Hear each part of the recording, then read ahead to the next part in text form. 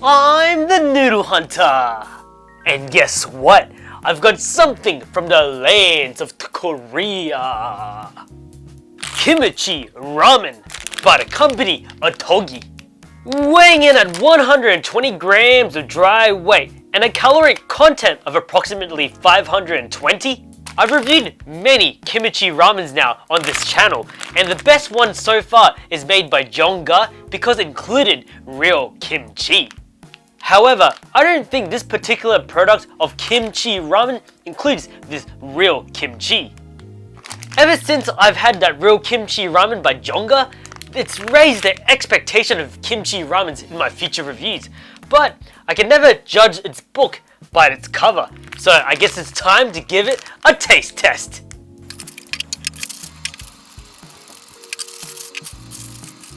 Inside we have, of course, the noodles, and these noodles look very yellow. It's almost like it's been deep fried. It's a little bit oily. It also includes the soup powder because it wouldn't be soup noodles without them, but that's all that it includes in terms of flavor. Well, there's no real kimchi in this one, but I hope that the powder tastes like the real kimchi. I love that word kimchi because it tastes so amazing. Alright, let's move on to the next part. Before we do though, let's check the instructions first. And according to the cooking directions, it looks like it's a stovetop instant noodle, which means it's time to boil these noodles. And as you can see, what I'm trying to do here is, I know I should wait for it to hit boiling point, but the noodles are a little bit too big. So I'm going to try to force it in, and I'm failing really hard because I'm trying not to get it burnt like I did last time, and I burnt it anyway. Oh, alright. It's been about 4 minutes now, so let's open it up. Bam! Ooh! I know on the instructions it's told me to open it up and powder it in. My English, sorry. So I believe that the boiling kimchi water absorbs into the noodles, but as you saw earlier, I was struggling just a little bit. Anyway, let's move on to seasoning these noodles. Whew, that's a lot of kimchi powder. My nostrils are filling up with kind of burning sensations. And you know I have to do this.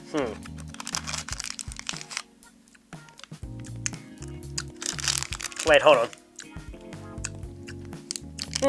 Very spicy and tastes very much like kimchi. Not too bad. Okay, let's mix it up real quick. And it wouldn't be the noodle channel if I didn't do this. Ooh, so, are you guys ready for the grand opening of Kimchi Ramen by Ottogi? Bam! Ooh, jokes! This ramen smells really nice, but it lacks color. It just looks like red and ramen. It smells good though. Alright, you know what it's time for. It's time to taste the soup first with my Asian ladle. Ooh. Oh wow, that soup looks very potent. And is that sesame seeds? I believe it is. So if you're allergic to sesame, please be careful. You may get an allergic reaction. And I can barely see the bottom of my spoon. Alright, this looks like it's going to be quite flavoursome. Just lacking, sorry my English, the kimchi texture. Whoa. Although it lacks the kimchi texture, there is a kimchi explosion of flavor in these noodles. Putting the kimchi addition aside, this is probably the most kimchi noodles I've ever had on this channel. Whew, not too bad at all. Let me take another sip. Hold on. It has that tangy chili powder, limey sort of gingery goodness that is found in a lot of kimchi products. It's actually really good. I don't think it needs the kimchi addition. The kimchi, sorry, my English. Oh no, sorry, that's not my English this time, it's my brain.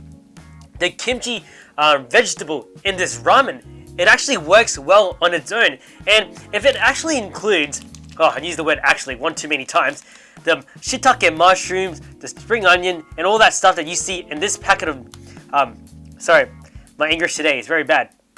On this product, these ramen would be a lot better. But for what it is, I'm gonna give it a solid 9.5 out of 10. Alright, let's move on to the noodles with these trusty Asian utensils. I can feel the Korean flow inside me. Wabam!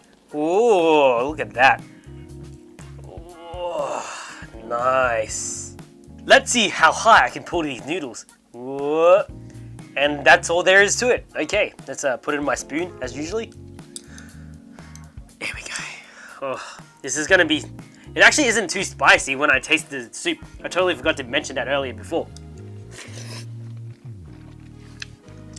Oh, wow.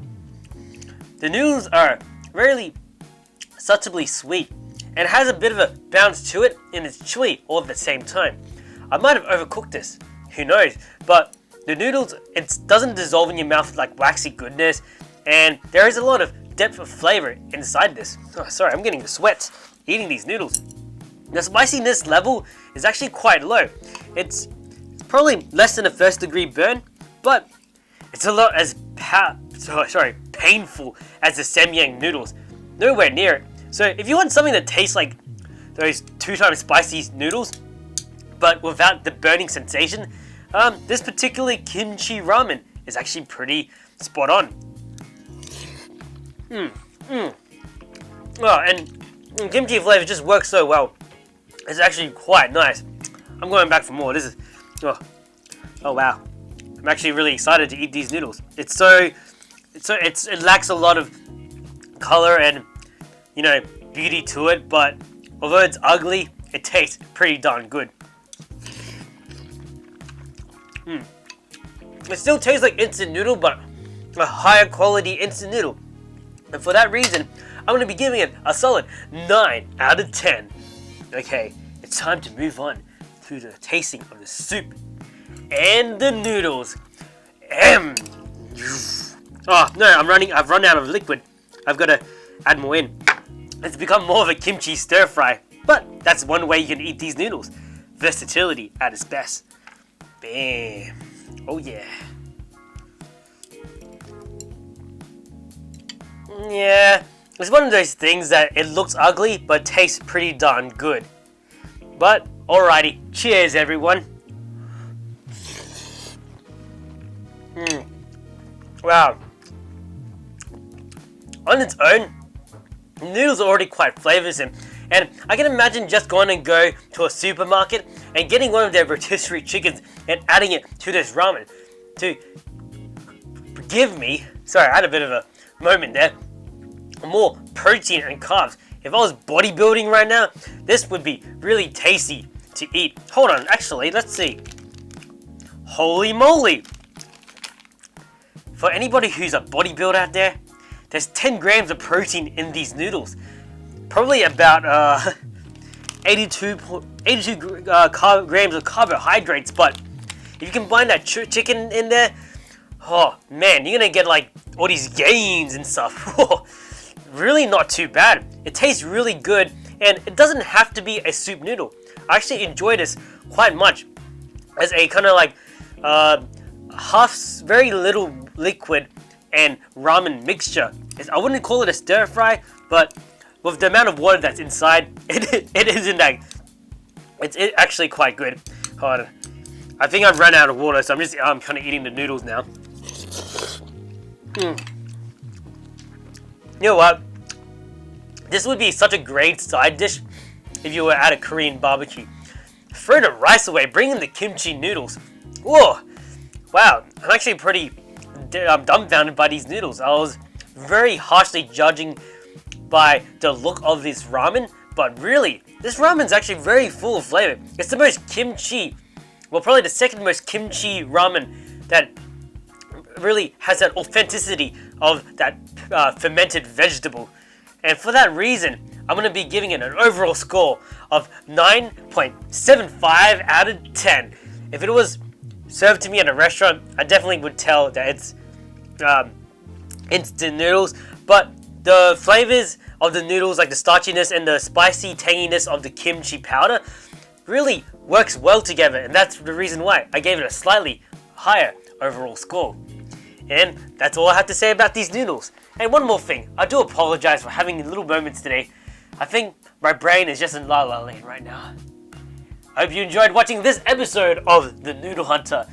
Hit that subscribe button and a notification bell as well if you want to continue to see more content come from this channel. Hit that like button and leave a comment below so that I know you're watching my videos.